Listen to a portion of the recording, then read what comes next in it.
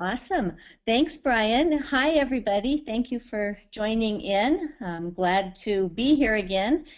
And I hope I have some really fun things to go over with today to get you motivated and ready to go out and photograph the spring. Those of you that do know me know that one of my key things in photography is to try and get it right in the camera.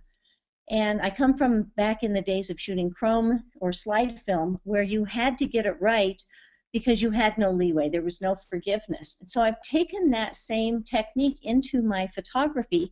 But what I really love about digital is the creative aspects that go way beyond the click of the shutter. So what we're going to do today is starting with a couple of really simple images and building on that, I'm going to show you how I use the onOne Creative Suite to finish my images and add that creativity, add that bit of passion and heart to my images that my cold, hard, inanimate camera just can't quite capture. So let's go ahead and get started. As I mentioned, I'm going to start simple. We're going to just do some basic steps, what I would call global steps to begin with. Now, first off, before we get into it, onOne has done a really cool thing. They have made it so that you can see all of the filters in a panel in Photoshop. So if you went up to Window, Extensions, and then check the onOne box, over here on the right-hand side of your Photoshop window, you now would have the ability to access all the different plugins simply as if they were a panel, which I really love. So I've opened my first image, and what I like to do when I'm working in an image is I like to tap the F as in Frank key, and what that does is it gets rid of all the extraneous information and framing around my image, so I'm not distracted by any other things in my workflow process. I also like the image to be as large as it can be on the screen so that I can see the detail better, and by tapping the Command or Control and 0, it brings it up to the full screen. Now, because it does hide behind some of my windows here, if I go Command or Control minus, I can bring it back down just a tad bit. So I was recently in the Southwest. We were over at Monument Valley, and we hired one of the Navajo guides to take us back into the area called Yabichi and Totem Pole to photograph the dunes and the neat formations there. Well, as you can see, it was a nice day, as many would say, a very beautiful day, but it didn't have a lot of character and atmosphere, nothing in the sky to kind of break up the blueness. Now, we were there at the right time of day. We were able to capture the side lighting and get the texture in the sand, and I really like that. And I like the side lighting because it adds dimension and shape and texture to the image. But this image just didn't pull it out for me as a color image. And even at the time I was shooting, in the back of my mind, I was thinking, I want to see what this is going to look like converted into black and white. So the way I'm going to do this is I'm going to go in here to the panel from onOne and double click on Photo Tools 2.6. And what comes up is the window showing a before and after. You've got a split screen view, and you can change the view down in the lower right hand corner if you want a different view. I like this particular view. And the thing that's so cool about all these onOne plugins and filters is that there's this alphabetical list of hundreds and hundreds, and in fact 385 different filters and effects that you can work with on your images. So with 385 options to choose from, how do I go about picking the right filters for each image? Well, seriously, I kid you not, I will at times open up an image and simply do what I'm doing here. I'll click on one of the filters, double click on it, see the preview. If I like it, I might keep it. If I don't, I can simply tap the minus over here on the right-hand side where it shows stack. So I can just play. I can go through and pick different interesting sounding filters, tap on them, see the effect, and while it may not be appropriate to a particular image I'm working on right now, it gives me ideas as to where these types of filters might look really cool in future use. And actually on this particular one, I like that. That was called Deep Jungle. And if you look over here at the right hand side, under what's called stack, what I have are a series of layers, if you will, of different adjustments.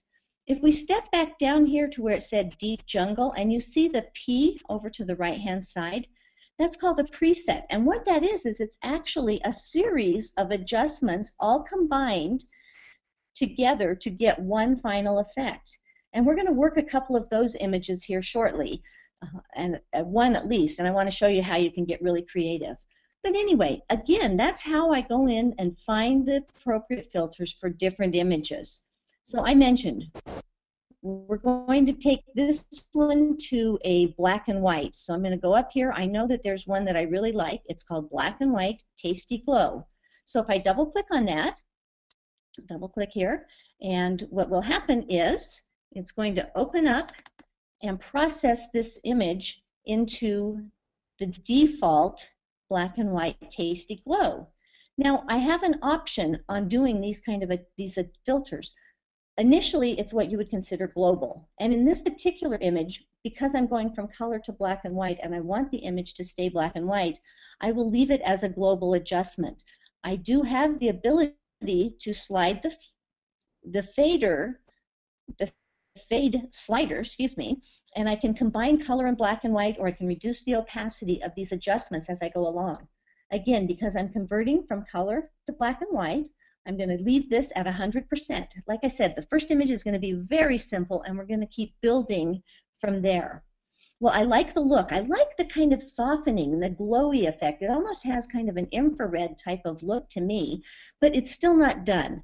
There's a few other adjustments I want to make, one of them being called high pass sharpening, and that's a filter that I use a lot when I'm in Photoshop and didn't have the capability of using it here as a plugin. But if I double click on high pass sharpening, it's going to process, and what that's going to do is it goes out and it finds all the edges and increases the contrast along the edges, giving a sharpening or a more gritty, clear look to the image. And I want to bring out the texture in the sand. So by using the high pass sharpening, I'm turning the eyeball on and off so you can see that. I can actually increase the texture and detail there in the sand and in the rock. Now, because there are no edges in the sky, I don't have to worry about painting that in or out because the sky is not affected. There's no edges to give that contrast look.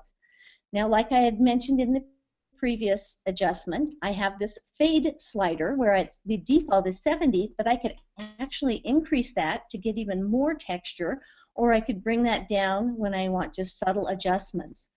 Well, in this case, what makes this image is the texture and the detail of the side lighting in that sand. So I'm going to bring that up to a fairly high point here. I like that at 87. Now, as you can see, if you're watching this, the stack setting over here is starting to get what you would consider to be layers. This is one really, really cool thing about the onOne software. I can sit and add filter after filter after filter, and they will continue to just stack up over here on the side, again, acting as if they are layers. I can turn them on and off. I can see what the effect is. And when I'm all finished and I say apply, they go into Photoshop as a single layer. What that does is that gives me the ability to work with smaller files, keep my images less complicated with lots of layers. However, if I wanted to, and I wanted to be able to see every step individually and have more flexibility, after each one of these steps, I could simply hit the apply button and come up with multiple layered files that give me even more creative control and flexibility.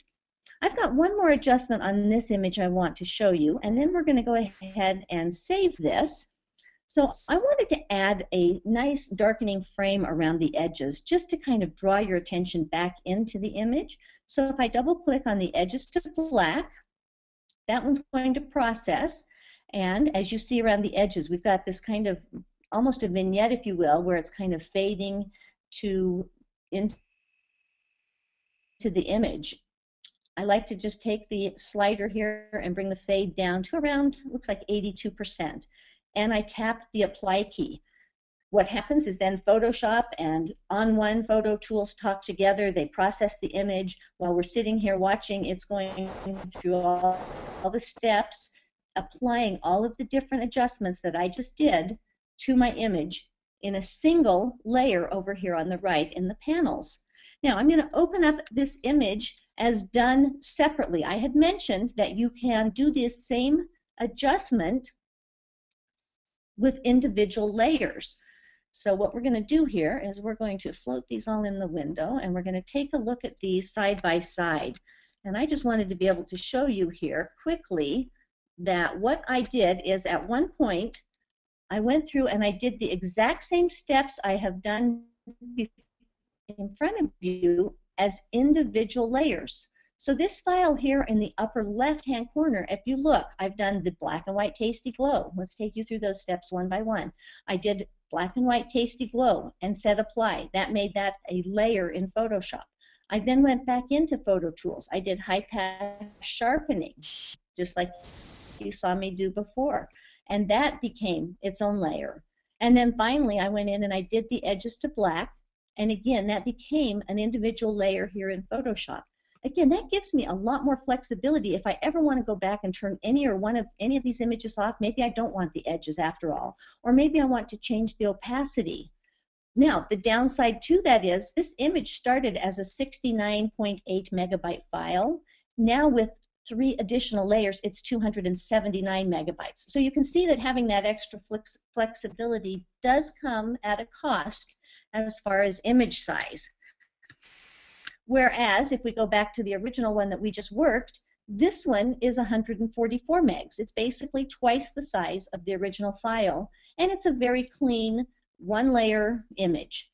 Now, if I think I'm done and I don't suspect I'm going to want to go back and make any additional tweaks, that would be the way I would process the image. If I'm thinking that I may want to see some before and after and tweak it even more later on, I'll then save each one of these different adjustments as a separate layer for the utmost in control.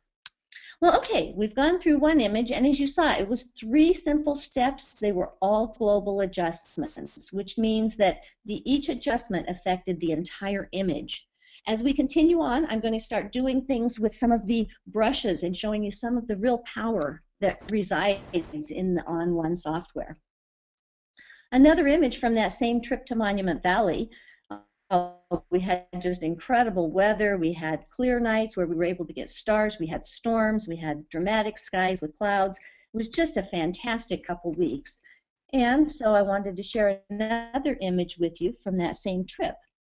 This is the mittens. We've got the east and west mittens, and then over to the right here is Merrick Butte. And the way the sun is oriented, this is a sunset shot. So the sun is going down behind our backs and lighting up the mittens. As you can see, it's fairly diffused. There was cloud behind us, and it was peeking in and out behind the clouds. The sun would pop out and light the buttes up a little bit and then go behind a cloud again. Well, this was my favorite image. I love the sky. But the image is a little bit lifeless. It doesn't have the color and vividness that I was seeing while I was clicking the shutter. And the sky doesn't replicate the stormy feeling that we could smell and sense in the air when we were out there. So with a few steps, I'm going to take this image from what you see here to what I saw and felt at the point when I clicked the shutter. So once again, I'm going to go in here. I'm going to activate Photo Tools. And it's going to launch. I'm going to have the ability to then cycle through and pick a different filter. And what I want to do is I want to bring out the warmth and vivid color to the formations that I was seeing that afternoon. So 85A warming filter is a great filter to use. I used to use that in the film days a lot when I was trying to warm the scene up. Now, obviously, in this case, at 100%, it's way too heavy. But here's the beauty of these onOne filters. I have the ability to bring the fade down. And what I'm doing is, as I'm bringing that down, all I'm looking at are those rocks, those buttes, because that's the part where I want this affected. Now, you're wondering, okay, if this is a global adjustment, how am I going to get the sky back to that really neat blue color that I like so much? Well, here's the really cool thing, is you've got masking capabilities and brushes within the dialog windows here in the Photo Tools. So if I click on the invert mask, I now go back to my original image, And I'm going to come down here to the lower right hand part of the screen and select brush. And then I'm going to come up here and I'm going to select the paint in because I've hidden that adjustment. So now I'm going to reveal the adjustment, the warmth to the sandstone formations. Now, before I start on that, I want to show you a couple of other things. I'm using a Wacom Intuos 4 tablet right now as we're going through these lessons.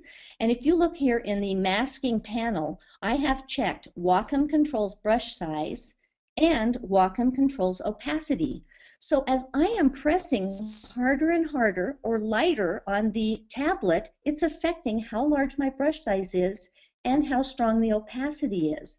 I can also use my right and left bracket keys on my keyboard to increase or decrease the size of the brush. So what I want to do, again, is I want to paint back some of that warm color that I added by putting the 85A warming filter in. So I'm just going to come in here and with the brush, paint in some of that warmth again.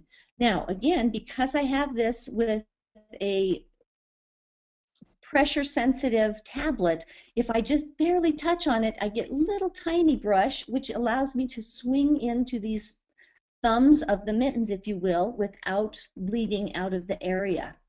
I also have the ability to tap any one of the number keys to say how much of this adjustment I want showing. If I tap the 0, I'm brushing in 100%. If I were to tap 5, I would be brushing in 50%. Well, for the sake of time, I'm going to take this one and I'm going to brush it in at 100%. And I'm pressing a little harder right now to get that full 100%. And then in order to get this mitten here, I'm just going to very lightly tap that and then run it down that mitten. And even more lightly tap this other one and run down that mitten. Now, here's the beauty. Just like adjustment layers in Photoshop, if I were to have accidentally overpainted, all I have to do is come over here into the masking panel and tap on this paint button until I get to paint out. And I could come back over here and paint out where I had actually gone out of the lines and gotten the sky painted with some of that warmth that I didn't want. I want to keep that sky the blue color. So now if I hit the eyeball over here, you can see the before and after. I've brought some of that warmth back into the scene. I've actually brought in a little more than I want. Now that I look at it, well, that's what's so great here. All I have to do is take this fade slider and bring it to the left, and I can adjust the amount of warmth from the 85A warming filter. And again, if you take a peek at that, all we've done is we've just simply affected the sandstone formations. There's another filter in here that I think really communicated the stormy effect of the sky, and it's called Blue Dawn Leonidas, and I'm not very good at pronouncing astro stuff, but anyway, this one intrigued me. Blue Dawn kind of made me think of, you know, blue, and sure enough, it's very blue. And but if you look at it, it's way too blue, and look what it's done to my sandstone formations. It's affected everything globally. No worries. I'm going to simply, watching the sky, dial this down, oh gosh, to about, right in there, say about 33%. And I'm now going to take and I'm going to paint out. I've got my brush right here, and I'm going to paint out the mittens. I don't want them to be affected by that Blue Dawn filter. I want to keep that real rich warmth that the sun, from the last few minutes of sunset, we're casting onto these formations, keeping that sky the dramatic blue that it was. And again, with this pressure sensitive tablet, I can simply just do little tiny strokes here in the thumbs without having to worry about going out of the lines. And again, if I do, I just simply come back and paint in. So you've got all the power of adjustment layers right here in the onOne dialog, and it's called stacking. So far I have done two different adjustments, if you will. Neither one of them were global. I did the adjustment and then using masking and brushing, painted the adjustment in or out in the areas that I wanted. Well, I've got one last adjustment that I want to do on this, and that is I just don't feel like the mittens and that stand out as much as I'd like. And I want to have them pop and have really good texture and detail. So there's a filter down here called targeted sharpening. And I'm going to double click on that one. And what this one's going to do is, again, it's going to go in and it's going to find the areas where there's detail, and it's going to add a sharpening effect to them. If you look really closely as I turn the eyeball on and off, look there in this front mitten, and you can see the detail pop up just a little bit. Again, I've got the slider here, so I can increase that amount of detail or decrease it. I'm going to bring that up to about 71%. Now, if you look over here in the stack window, I have 3 different adjustments. I can turn them on or off individually, but they've all been done here in the onOne Photo Tools window.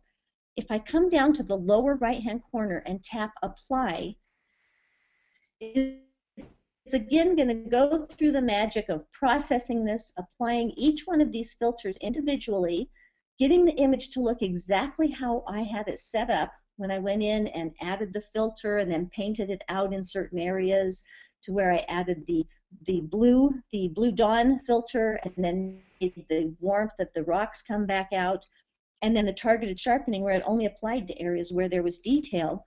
onOne and Photoshop are again talking together, processing this all in one step, so that when it's finally finished doing all the crunching of the numbers and the creative steps that we've done, I'm going to have one individual layer over here in my Photoshop layers. Again, Yeah. it just keeps the image really, really clean and nice. Yeah, Brian. Yeah, Laura, I wanted to jump in. Certain effects in photo tools, like especially like blue dawn Leonidas, and I think there's an effect called creamsicle.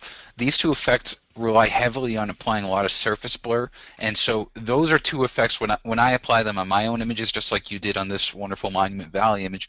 I typically know that that'll take maybe 20 to 30 seconds, and that's something that you guys, I also want you to be prepared for. Those are two of my most used filters or effects: blue dawn Leonidas and creamsicle. So Oh, awesome. yeah, it's just the kind of thing.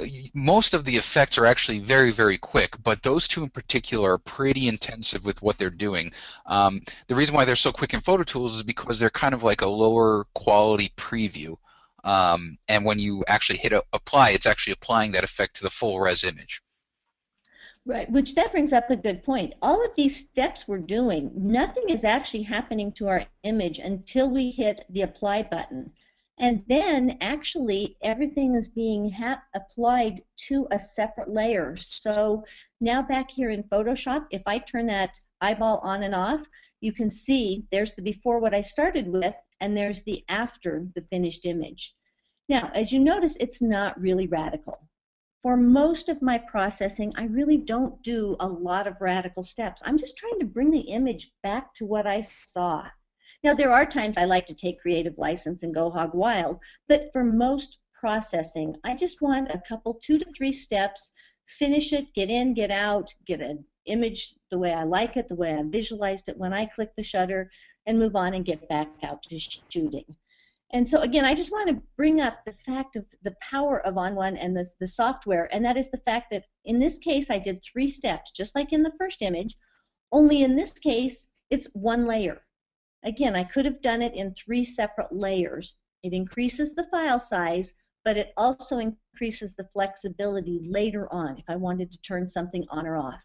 And that's really cool. Like if I wanted a color or a black and white image, I could literally have those reside within the same image via different layers. I could have a Photo Tools series where I did the black and white finishing.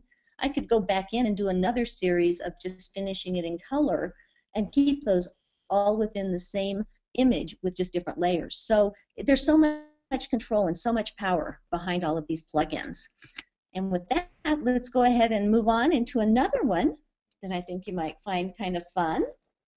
Now this one is a gull. I was in Florida recently. I do a workshop in Florida every spring, and the reason I go there in the spring is that all the birds are starting to get into their mating or breeding plumage, and they're just beautiful. And so for this gull, I crawled across the sand. As you can see by the soft background, I'm low, I'm at eye level with my subject, and I was crawling across the sand with my 600 until I moved in tight enough to get a frame filling shot of his head.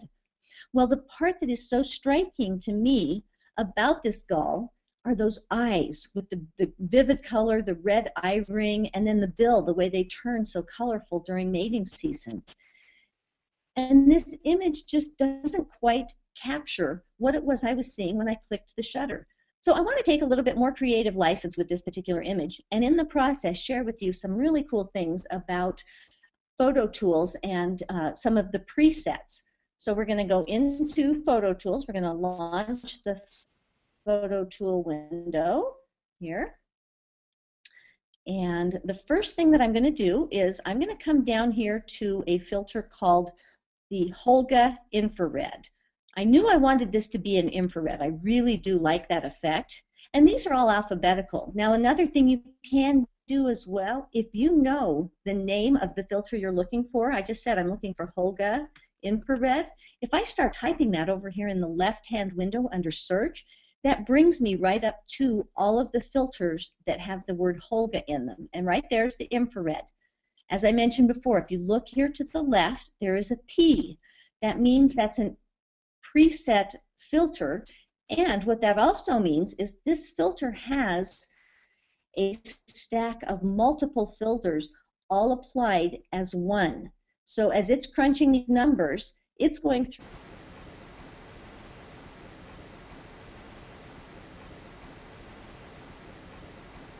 through, and it didn't just do one different layers. We've got to focus, vignette, and edges to black. Well, that's great. Here's the real beauty of having these presets. I can come in here and I can actually turn them off one by one individually.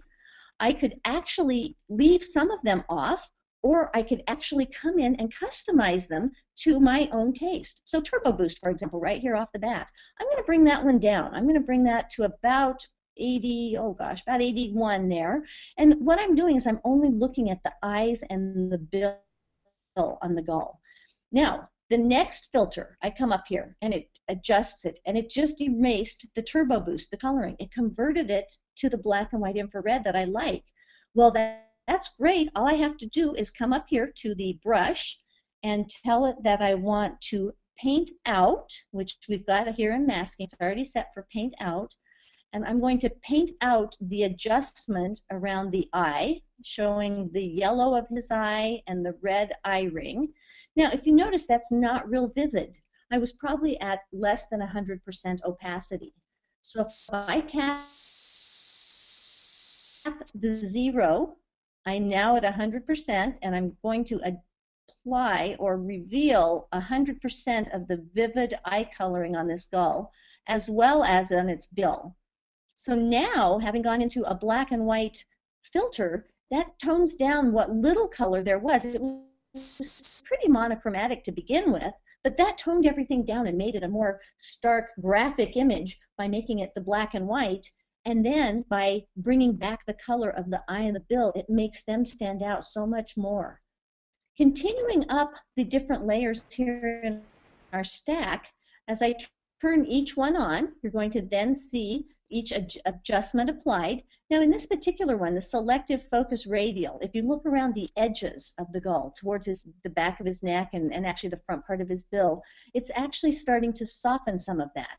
Well, in this case, that's not an effect I really want on this image. So I'm going to simply hit the minus down here at the bottom of the stack, and notice that particular adjustment just went away. So even though I've used the preset, I'm customizing it to suit my particular style and my needs for this image.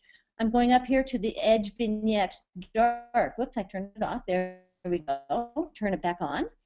I like that, but it's a little heavy. So I'm going to come over here to the fade, and I'm going to simply start bringing that down so that it's not quite such a heavy vignette. I do all this visually. I'm looking at the image as I'm making these adjustments, and then when I'm done, I look over here at the number and simply call that number out so you can have an idea of where I'm at. You may not be able to see these clearly. I'm not a numbers person. I do it all visually and by emotion and impact, not by any particular set of numbers. Hey, Laurie. Hi, yep. Go ahead, Brian. What Stu was asking what lens you use for this shot. and it's an interesting question. That is a great question. I mentioned that I was down low and I mentioned I used my longest lens, but I didn't say what that was. I actually had a 600 millimeter and I had my 1.7 teleconverter mounted on. And I was at about minimum focusing distance of around 20 feet on this gull. Again, I was laying flat on my stomach, so I was totally eye level with the bird. So I was about 1,000 millimeters. I was shooting with a full frame camera. Good question. Cool. Also, that focal length is what helps, besides my angle of view, that focal length is also what makes all the sand and everything in the background disappear into a really nice soft blur.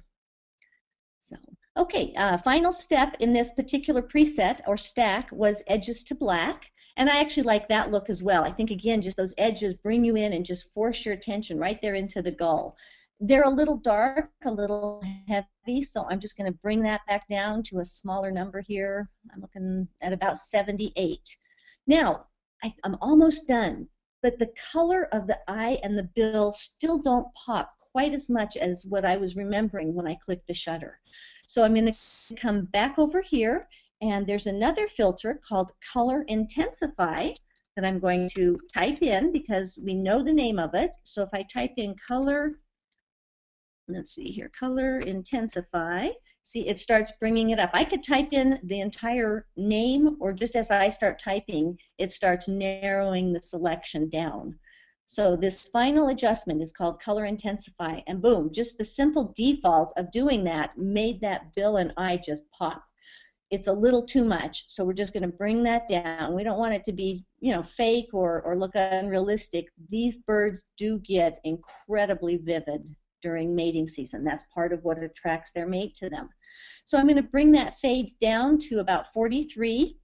As you notice, because I'd already converted this image to black and white, by doing the color intensify last, all it applied to were the eye and the bill. Where had I done it earlier on in the image at the first, it would have applied to the entire image. And yes, again, I would have painted that out when I went into the black and white part, but I find this way a lot easier. It's almost like it's pre-masked the areas that I want affected for me.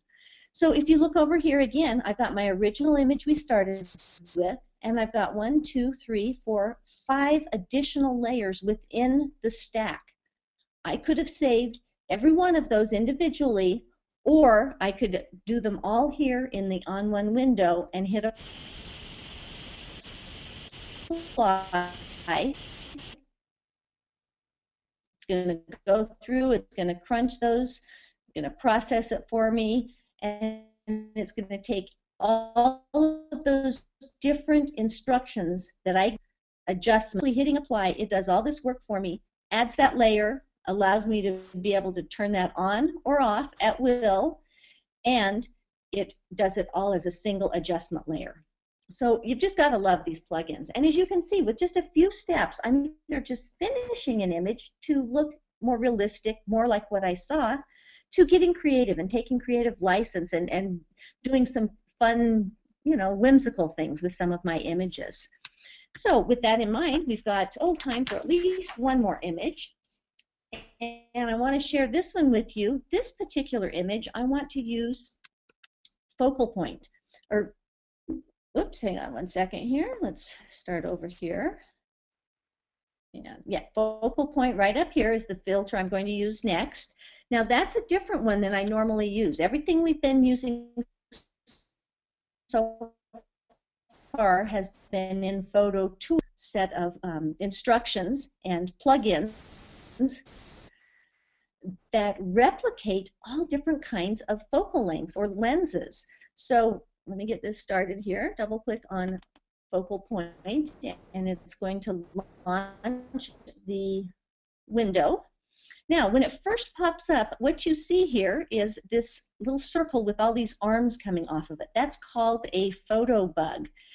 And I could actually move that around, and I can change the sizes and make it larger or smaller and change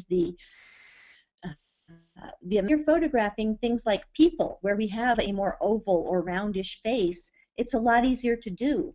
So while I love to use this filter for wildlife, I don't use the photo bug as much because I find that a lot of my subjects don't fit within that oval or the other option, the planar. So what I'm going to do in this case is I'm going to scroll down here and I'm going to look for under focus brush, paint focus. So what's going to happen is the adjustment is going to apply to the entire image, and then I'm going to paint focus back in where I want it, which is here on this common moorhen. So as I'm painting, whoops, we did the wrong way. We want to paint focus, not paint blur, because as you see, I've already added the blur. Again, that's the beauty though. I simply hit the wrong button. I just hit the paint focus and I'm basically going in and overriding what I had done the first time. So there's a lot of forgiveness in this process. You don't have to worry about being perfect and getting everything exactly right off the bat. You have the ability to lower the adjustment with the fader. You have the ability to go back and paint in or paint out. And really the main areas that I want sharp, again, are the common moorhen. I want to draw your attention to this bird. Now, I do really love that he's swimming through all these different reeds. That tells a story of where they reside. They're a very secretive, solitary type of bird, and they hang out and nest within all these cattails and reeds. So to me, this image tells the story, but I don't want the bird to be competing with the background for your attention. So I've gone in here, I've gone focal point, and I've brushed in sharpness on the bird. Now I'm not finished yet because there's some really cool things about focal point. The default in this case happened to be Nikon 85mm 1.8 at 5.6. So this amount of blurring in the background replicates if I'd had an 85mm lens on and closed the aperture down to 5.6. What would have happened if I shot it at 1.8? Wow, look what it does to the background. Totally blurs it out and makes it so you really can't even see the background. So if you really want your subject to pop, you would select a wider aperture. What if we went to Nikon to the 50mm, 1.4? Now we're back at 5.6. Let's compare that one back to the 85mm again at 5.6. Notice the background. Not only does the aperture control how your softening of the background is affected, so does the focal length. And the longer lenses tend to have softer or shallower depth of field at the same distance. So I just simply go through here and select. I can play with all different types of settings. I could, even though I use Nikon, I could pick Canon lenses. It doesn't matter. It's an effect that we're after here. And what they've done is they've gone in and given us the ability to replicate different focal length lenses at different apertures, and we can even tweak it beyond there. We can increase the amount of that blurring or decrease it. So we get into the neighborhood where we like it, and then we can still continue on and customize it and tweak it to the way we like it. And right there, that's about good. Let's bring it down just a tad bit more. I want to be able to tell the story about these reeds and the bird, but I want them to be a little softer. So right there, if I hit the apply button, again, it goes through, it does the same thing as Photo Tools. It starts crunching the numbers and it starts processing all the adjustments that I made into a separate adjustment layer. So if at any time I want to see what it looked like before, I simply hit the before button. Here's the after button. If at this point I look at this image and decide that I've gone too far, maybe it's blurrier than I would have liked, all I have to do is go up here into my adjustment layer, opacity, and I can lower the opacity down a little bit. And right here, around in the 70s, about 75, I like that effect. You can still tell that there are reeds and cattails. That tells the story of the bird in his home, but your attention is drawn to the bird by using the focal point blur filter.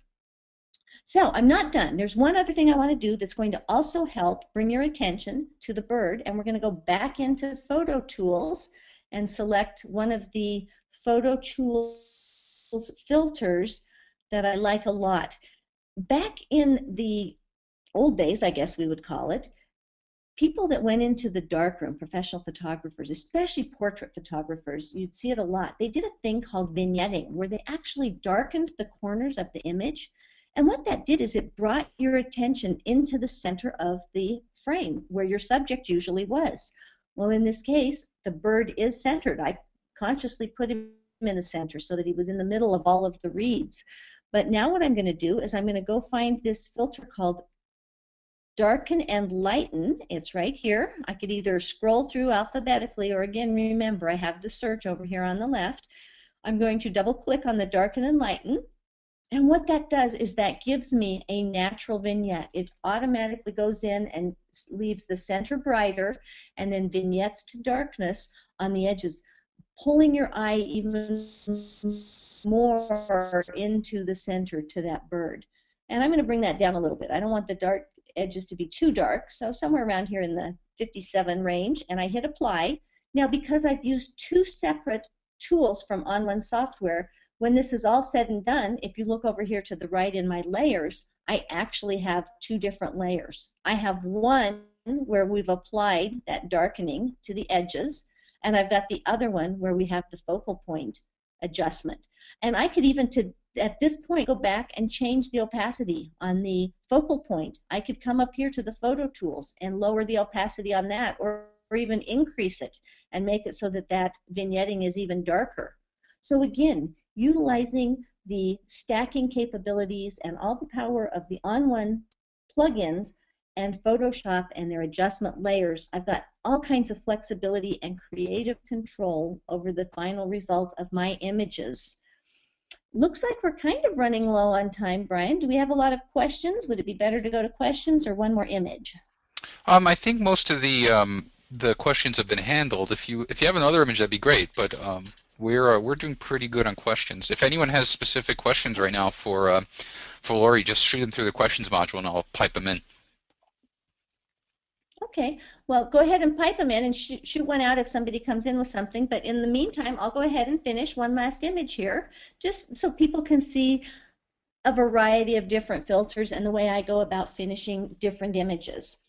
Well, I live here in the Pacific Northwest. Brian and I were talking about that. He's going to be moving out here shortly, and I welcome him. In fact, we're welcoming him today with a nice little rainy day out there, which leads us to this particular image. I'm in Hawaii at Opeaka Falls, and excuse me, I probably pronounced it wrong, but this waterfall was photographed on a day much like we have here in the Pacific Northwest, which, quite frankly, I consider myself an expert at. There are so many wonderful things you can photograph in overcast light. You can bring the life back to an image. So I love overcast weather. It's great for photographing waterfalls or mammals or birds or flowers. So there's so much you can do. Now, unfortunately, when you have an overcast day, there's things you have to do to bring it back to life. So with just a few quick steps, we're going to go here into Photo Tools, and I'm going to show you how I can take an image photographed on an overcast day and bring it to life and add the punch and color that you usually get when it's rainy and everything's wet and saturated. And to do that, I'm actually going to come in here. One thing happens when you're photographing in overcast light, and that is that not only does the light become very flat, but you get a color cast or a bluish cast to your image. So if I come in here and double click on auto tone, it actually goes out, and onOne says, now wait a minute, there's some white and there's just a flatness to this image that I can make more vivid by reducing any kind of color cast, by adding a tone that is appropriate to this scene. And you can see with one adjustment, I could literally say I'm done. I love how that one simple adjustment worked. Again, if it's too much, I can bring the fade down, and if I want even more pop to it, I can take it all the way up to 100%, where the default was 90. Now, there's just a little bit more that I want to do here. Another thing that happens when you are photographing in the rain, which I mentioned just momentarily, and that is the colors really saturate. Well, in this case, they're not quite as vivid as I remember them that morning. So if I come over here to a filter called Boost Color, what it does is it's much like the saturation tool, but more gentle, if you will. And what it does is it takes the colors that are there and boosts them, adds a lot more vivid and saturation to them. again, in this case, it was too much. I don't want to make it look too, technicolor, but I want to make some of that vivid green that was popping with the wet leaves stand out. So I just moved this fade slider over to the left until I like where it's at. And I say, that's good. 2 steps and I'm almost done. There's one more that I would like to add. And this one, the name alone signifies how I'm going to apply this filter. This is called Brush More Detail. So as the name implies, I'm going to have to brush in more detail on the foliage, but I don't want the water to have detail. I'm going for that blur, the slow effect. You can see I shot at a slow shutter speed, but I want that foliage to stand out as it surrounds that water. So I'm simply taking the brush and painting in the brush more detail adjustment to this image. Now, I had my brush set at 100%. Again, if I feel like that was too heavy, the default on the fade is at 30. I can bring it down, or if I want even more detail, I can take that slider and move it as far as I want. Now, you don't want to add too much detail because what's going to happen is you're going to start getting kind of a pixelated, kind of choppy look. I just want to make it so that that texture and feel of the different types of leaves stand out even more. So I've taken that back down to 25, and we're going to say apply. And in one simple step, after it's done crunching all of these instructions, I'll have taken my 3 steps from the onOne Photo Tools dialog window and made a single adjustment layer in Photoshop. Now, in this case, remember, if I feel like I've gone too far, I can lower the opacity, but I'm lowering the opacity on all 3 adjustments by doing this. So if I want the greatest flexibility, I'm going to use each of those steps individually and create separate adjustment layers in Photoshop. If I want to have the cleanest, easiest, smallest file, then I'm going to go ahead and do all my steps in each of the dialog windows and have single layers later in Photoshop and smaller files.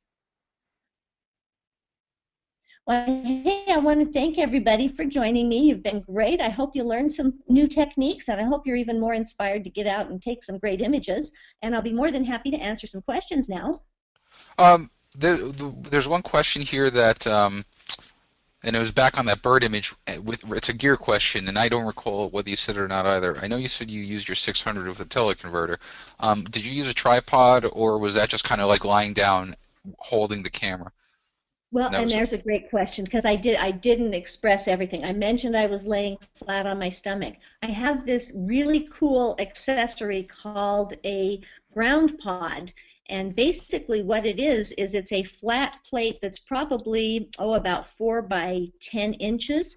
And it's got a clamp, like the Really Right Stuff type of design, that swivels. And I place that in a frisbee so that my gear isn't right down in the sand getting all gritty and dirty, and I can slide my equipment along the sand and then scoot forward. So it's called a panning plate by Walt Anderson, and then I just rest it in a frisbee to slide around on the sand. Cool. That's actually next time had one of the deserts in outside of Vegas or Arizona, I'll have to remember that actually. Because my tripod currently is suffering from some sand shooting in Seattle at Deception Pass. So that's a good tip. I kind of wish I knew that last week. But Yeah. actually all the Well, there's my gear gets tons of enough sand in it. yeah, it's kind of the nature of the beast if you're kind of outdoor landscape photographer. And what I'd like to actually, we've got a ton of great feedback coming in, which is really nice, Laurie. People are really appreciative. Um, can you say again the name of that the product because I'm going to type it in the chat module of the Oh, panning plate. sure. Do you want me to type it in or? Yeah, Yeah, it's in the called the chat if you panning plate from yep, Walt. Uh-huh. from Walt who Walt Anderson. Anderson with a I wonder If is you it Google S-O-N? him, he just, yeah. There we go. He's the fellow also that makes the Better Beamer, which is a projection or a Fresnel that you put on the front of your flash to project the light out even further when you're trying to pop a little bit of light into a subject and things like that. Cool. Well, cool. I think there's pretty much it. And actually, Robert was nice enough, and he wants to know if you, and I agree with him, to if you want to mention your book, that would be great too. Thanks, Robert. I would love to. I have a book that came out last fall. It's called um, From Snapshot to Great Shots, and it's on composition with a bit of information also about exposure, because that's all part of photography thrown in. And this could be the very first place I'm about to announce. I've just agreed to another book with Peach Pit in the composition, or I mean, I'm sorry, in the Snapshots to Great Shots series on wildlife photography. So it's going to be an entry type of book into the world of wildlife photography, and I'm looking forward to writing that. Hey now, congratulations on that, Laurie. And I'm sure everyone will be Thanks. wait. And these are available. You can go to Peach Pit Press. You can go to, I assume, Amazon to pick these books up or this book Amazon, up. a lot of books, yeah, and a lot of bookstores are carrying them in stock as well, I've seen. So, but Awesome. yeah, you can get it on Amazon too. That must be a great feeling going into a bookstore and seeing it, like going to Powell Books and just seeing the massive array of books. Um, It's pretty cool. It is definitely. well, congratulations and well deserved there. Thank Um, you. what I'd like to do is just take over, yeah, all these really nice comments coming in, Laurie, and I'll share them with you later on. And I want to thank everyone for the kind words.